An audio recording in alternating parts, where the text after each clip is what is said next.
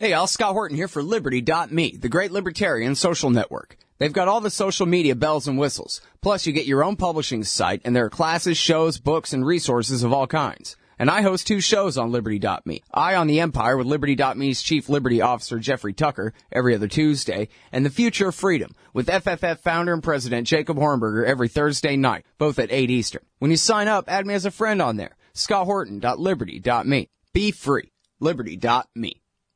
All right, you guys, welcome back to the show. I'm Scott Horton. It's my show, The Scott Horton Show. Next up is Marjorie Cohn. She is a professor at the Thomas Jefferson School of Law and former president of the National Lawyers Guild, the author of quite a few books, and writing here for Truth Dig. It's the spotlight today on antiwar.com. Drone papers revelations are a cry for ending the slaughter. Marjorie's reaction to the huge scoop by the Intercept, the drone papers report, is what, about 10 stories they put together about 2 weeks ago there. It's the spotlight again. Did I mention that's the spotlight today on antiwar.com? Welcome back to the show, Marjorie. How are you? I'm fine, Scott. Thanks for having me. Very happy to have you here. And to give you a chance to tell the people what you think about this, I guess first and foremost, what did you learn? New factual stuff, or maybe what you thought that's now been confirmed, or what do you think's important in those drone papers here?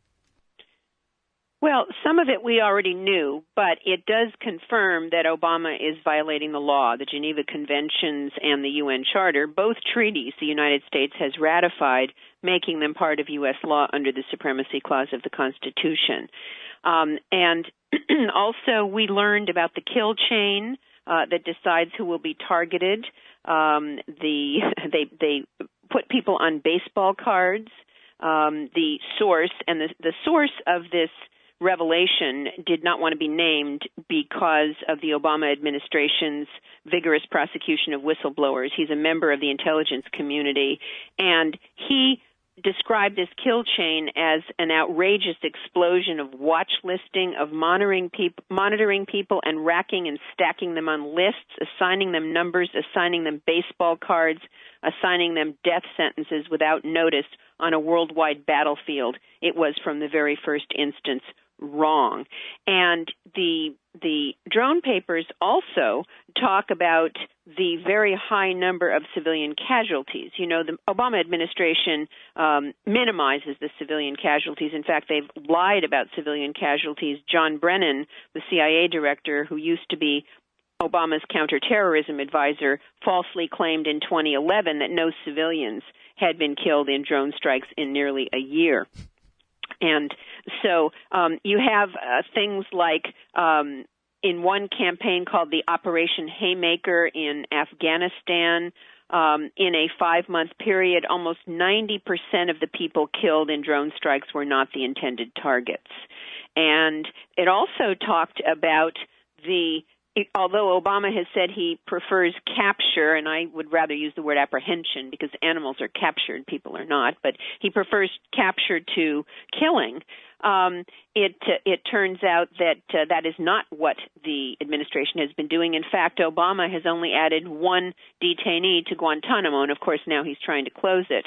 But a 2013 study by the Pentagon's Intelligence, Surveillance, and Reconnaissance Task Force, which is cited in these drone papers, said that kill operations significantly reduce the intelligence available from detainees and captured material. And this task force recommended capture and interrogation rather than killing.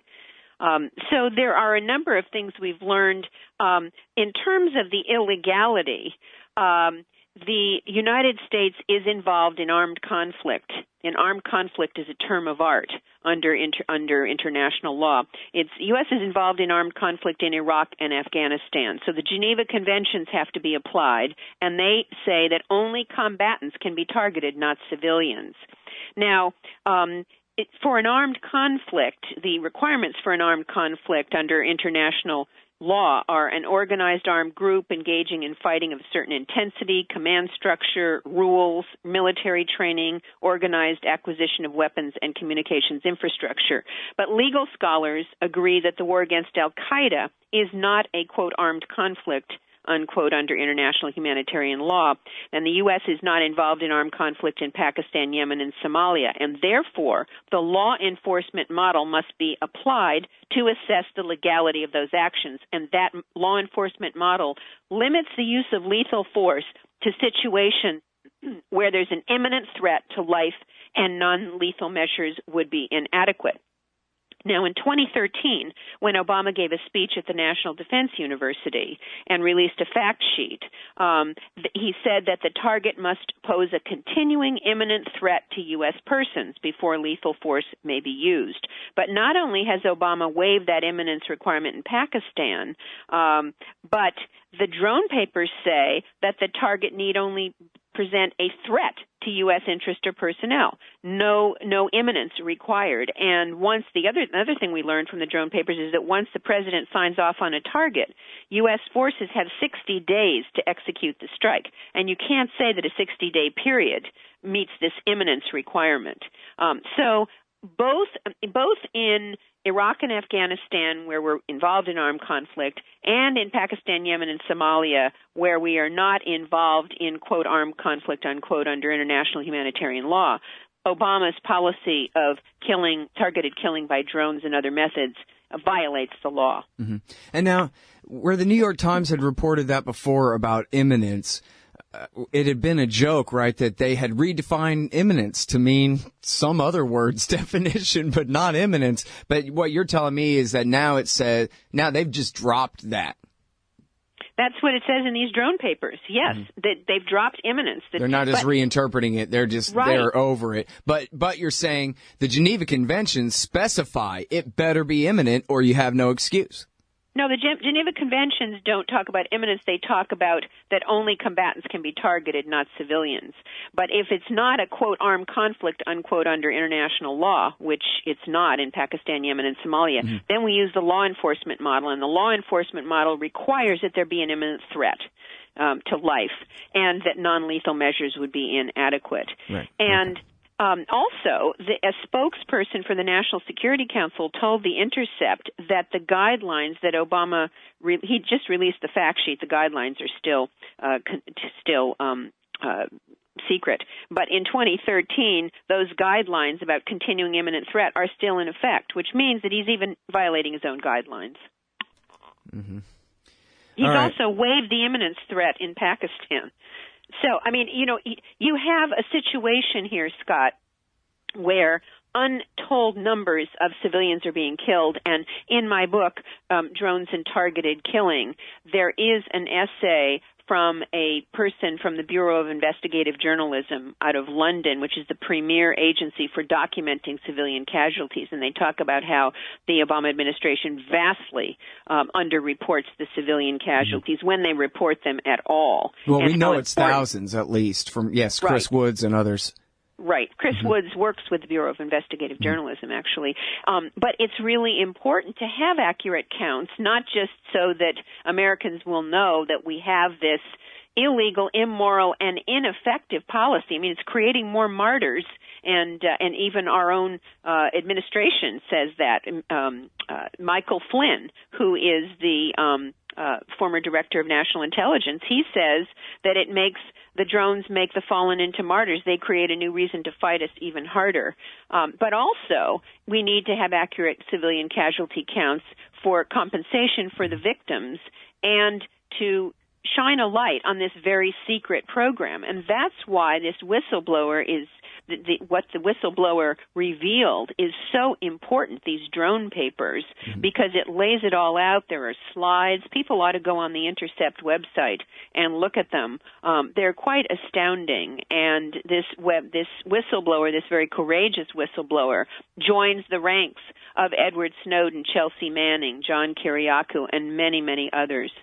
Yeah, absolutely. I agree with that. And, something else that you kind of referred to there that's certainly in here is the normalization of this assassination program, where this is just kind of a blasé thing that they do every day after lunch or whatever, and nobody cares. It doesn't matter. The criminality goes unchecked for years on end and, becomes part of who we are, such as, our society is a single thing, the way people define it, It's a real important change that we've undertaken here, and pretty far down the path we've already gone. So right. Let me just tell you one more thing, Scott, and that is that drone pilots, even though they operate the drones thousands of miles from their targets, many of them are getting PTSD. Mm-hmm. Some are refusing to fly the drones.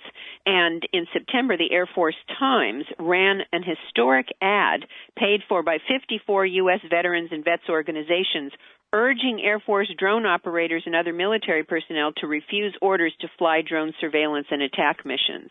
That's a really, really big thing. And this source that turned over the drone papers in the Intercept said, we're allowing this to happen, and by we, I mean every American citizen who has access to the information now but continues to do nothing about it. Right. And that's why we really need to take this information to heart. Not only is it illegal and immoral, it's not even making us more safe. They're killing people rather than getting intelligence from them. They're creating martyrs when they have what is called a double tap. They drop a bomb, and then when people come in to rescue the wounded, they kill the rescuers. And then when they mourn the like Eric Rudolph, the abortion clinic bomber. Right. They go to the funerals and they bomb. This is our government bombs the mourners at the funerals. And if you think that endears people to us and wins their hearts and minds and makes them not want to do us harm, then I think that you're mistaken. Yeah. Well, in fact, David Gregory said to Leon Panetta back when he was the head of the CIA on Meet the Press, he said, and I was surprised this made it to Meet the Press. Geez, there are a lot of reports make it seem like every time we drop a bomb on Al-Qaeda in the Arabian Peninsula there in Yemen, that they just grow bigger and bigger. So what about that? And Panetta says, hey, look, these are the tools we have. So these are the tools we're going to continue to use, or something like that. Whatever. Job security for the CIA and more terrorism for the rest of us, I guess, Marjorie.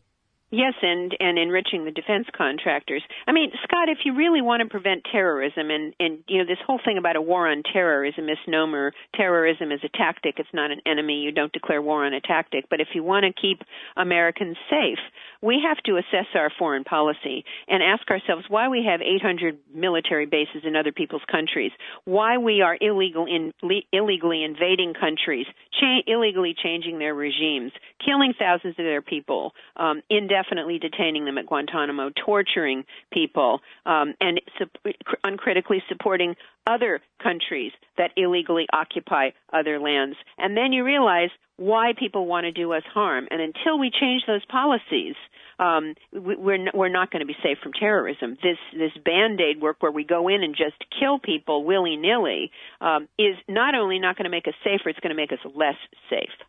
All right, y'all. That is the great Marjorie Cohn. She is writing again at truthdig.com. She teaches law at the Thomas Jefferson School of Law in San Diego. And her article, Drone Papers Revelations Are a Cry for Ending the Slaughter, is the spotlight today on antiwar.com. Thanks again, Marjorie. Thank you so much, Scott. Hey, Scott Horton here to tell you about this great new book by Michael Swanson, The War State. In The War State, Swanson examines how Presidents Truman, Eisenhower, and Kennedy both expanded and fought to limit the rise of the new national security state after World War II. If this nation is ever to live up to its creed of liberty and prosperity for everyone, we are going to have to abolish the empire. Know your enemy. Get The War State by Michael Swanson. It's available at your local bookstore or at Amazon.com in Kindle or in paperback. Just click the book in the right margin at scotthorton.org or thewarstate.com. Hey, Scott Horton here. It's always safe to say that one should keep at least some of your savings in precious metals as a hedge against inflation.